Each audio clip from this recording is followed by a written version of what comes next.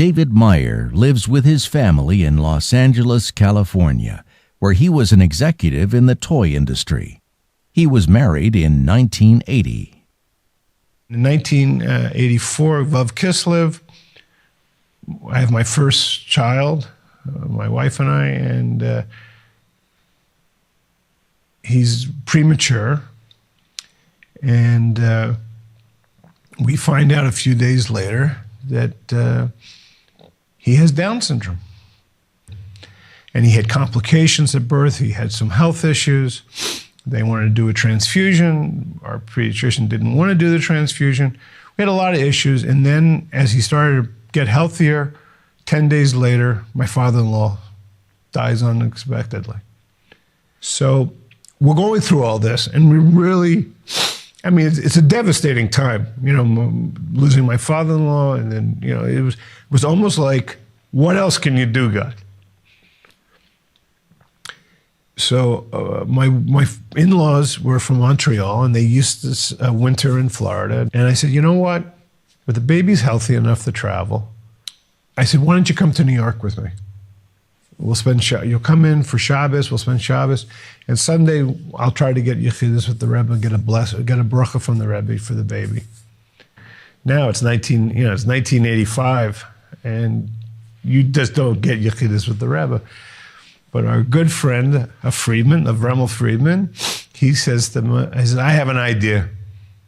And he takes us into the lobby in 770 and says, when the Rebbe goes from the shul after Mincha back to his office, that's when you approach the Rebbe.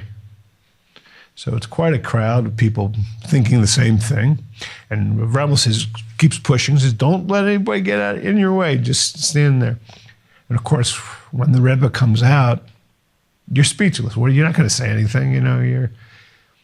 But the Rebbe walked out and stopped and looked at my Avremel, and he took a coin out of his pocket and he put it in Avremel's hand.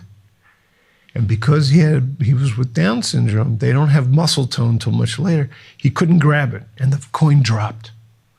And before anyone realized that the coin had fallen on the floor, you know, everyone's very excited. The Rebbe's here, and I'm pushing my wife forward, and my wife's got the baby in her arms.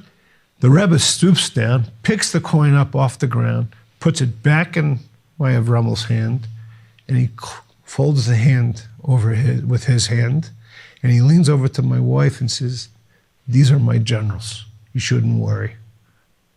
And then he said something in either Hebrew or Yiddish, which my wife didn't speak either of. And it was really, I think for her, he said, he'll be a blessing. He knew my wife needed reassuring words. And it certainly is a blessing. Our son's now 31 years old. He's independent. He takes the train and the bus all over the city. He has a job. And I have to tell you, he is the light of our lives. He is our blessing.